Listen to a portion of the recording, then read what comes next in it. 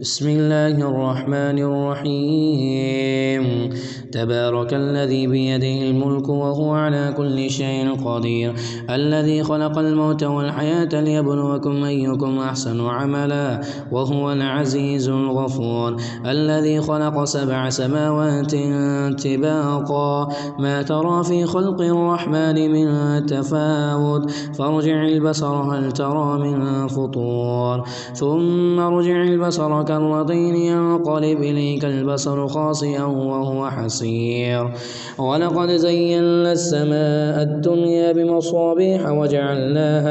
وجعلناها رجوما للشياطين وأعتدنا لهم عذاب السعير وللذين كفروا بربهم عذاب جهنم وبئس المصير إذا ألقوا فيها سمعوا لها شهيقا وهي تفور تكاد تميز من الغيظ كلما ألقي فيها فوج سألهم خزنتها ألم يأتكم نذير قالوا بلى قد جاءنا نذير فكذبنا وقلنا ما نزل الله من شيء إن أنتم إلا في ضلال كبير وقالوا لو كنا نسمع أو نعقل ما كنا في أصحاب السعير فاعترفوا بذنبهم فسحقا لأصحاب السعير إن الذين يخشون ربهم بالغيب لهم مغفرة وأجر كبير وأسروا قولكم أو اجهروا به إنه عليم بذات الصدور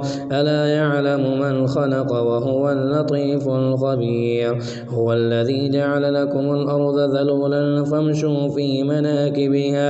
فامشوا في مناكبها وكلوا من رزقه وإليه النشور آمنتم من في السماء أن يخسف بكم الأرض فإذا هي تمور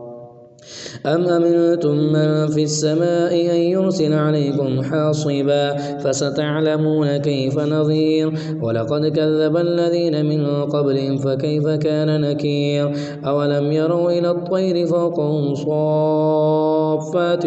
ويقبضن ما يمسكهن إلا الرحمن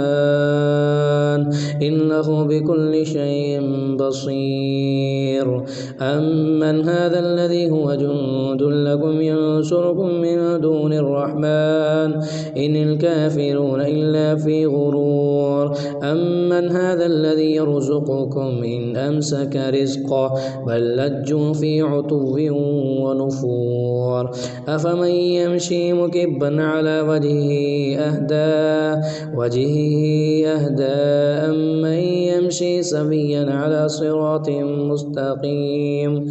قل هو الذي أنشأكم وجعل لكم السمع والأبصار والأفئدة قليلا ما تشكرون قل هو الذي ذرأكم في الأرض وإليه تحشرون ويقولون متى هذا الوعد إن كنتم صادقين قل إنما العلم عند الله وإنما أنا نذير مبين فلما رأوه زلفة سيئت وجوه الذين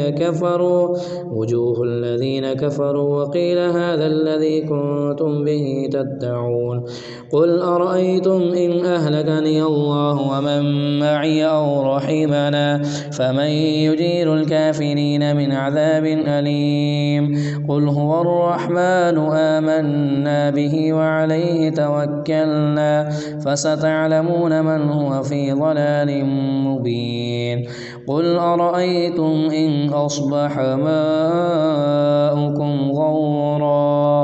ماؤكم غورا فمن يأتيكم بماء معين